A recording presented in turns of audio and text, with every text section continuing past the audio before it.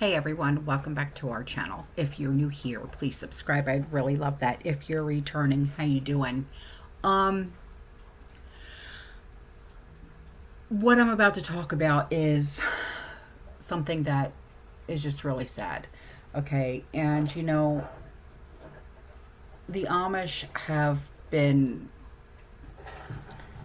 they've been strong, they've been resilient for a very, very, very long time, and now they're getting picked on again. So, um, that's what we're going to be talking about today. Okay. But before I go any further, hey there, my name is Autumn, and on this channel we talk about prepping and homesteading and gardening. And I have my second channel, ABG Prepping.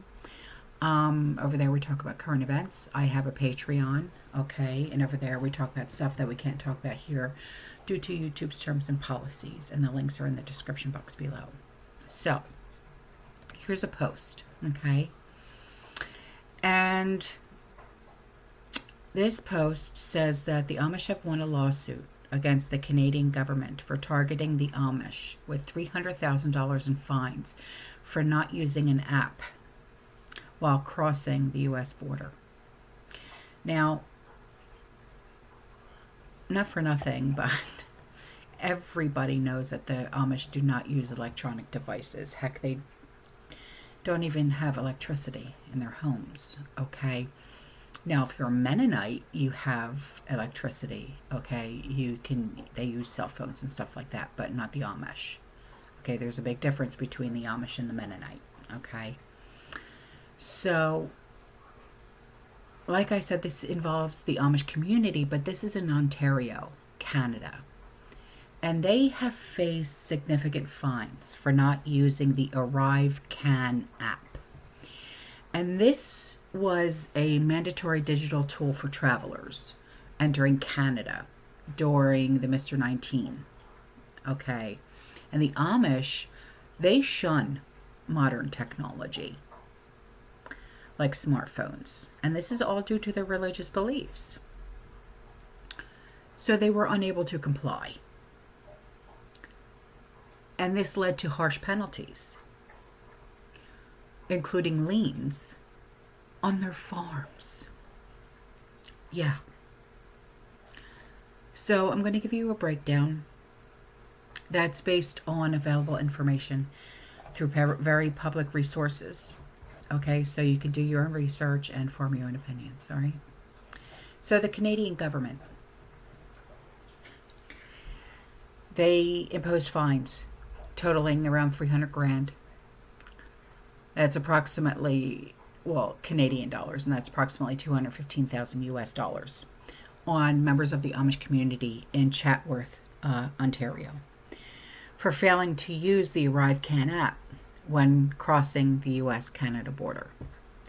And the app requires travelers to submit health and travel information digitally, which was impossible for the Amish because they don't use smartphones.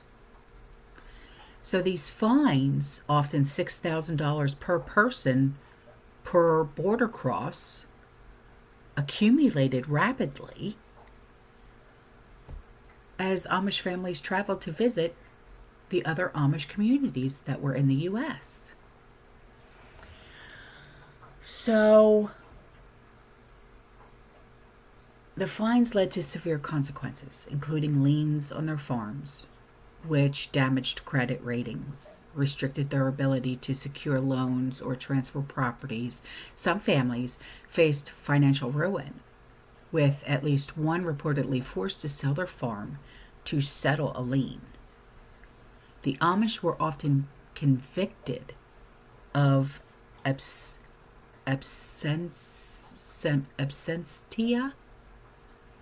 as they were unaware of court summons due to their lack of modern communication.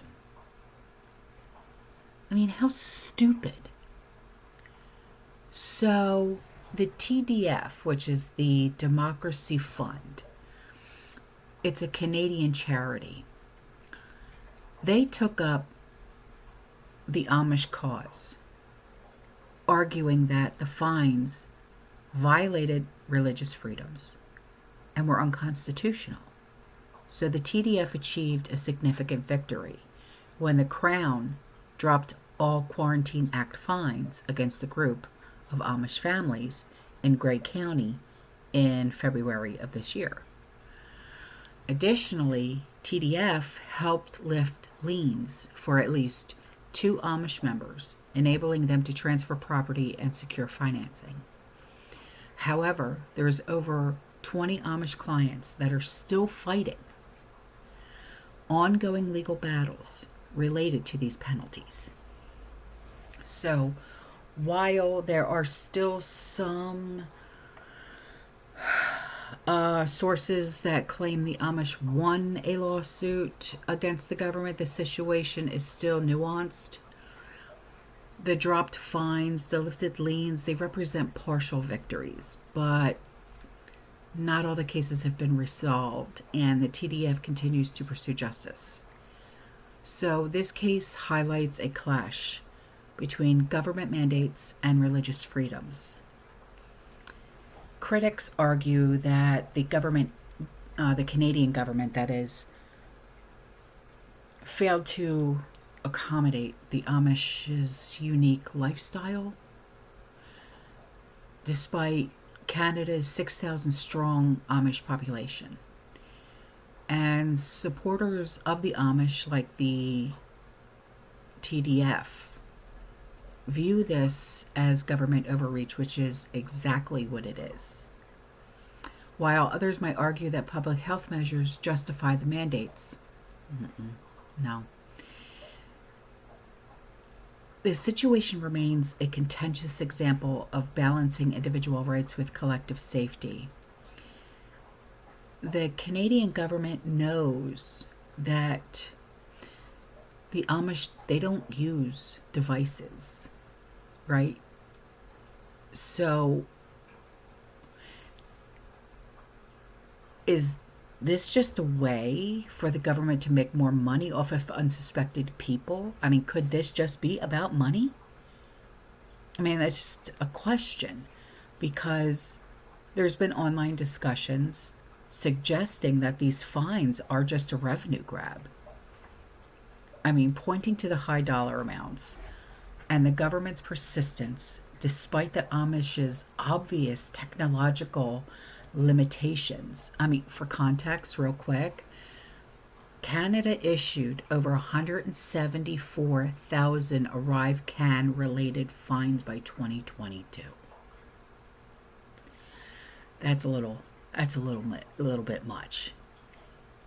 Though the exact revenue figures are still unclear right now, the uniform application of fines without tailored exemptions for groups like the Amish, it fuels speculation that the government prioritizes enforcement over fairness, possibly to offset pandemic-related costs. I don't know, but the counter argument is that the policy wasn't about targeting the Amish specifically, but about enforcing public health measures during a global crisis.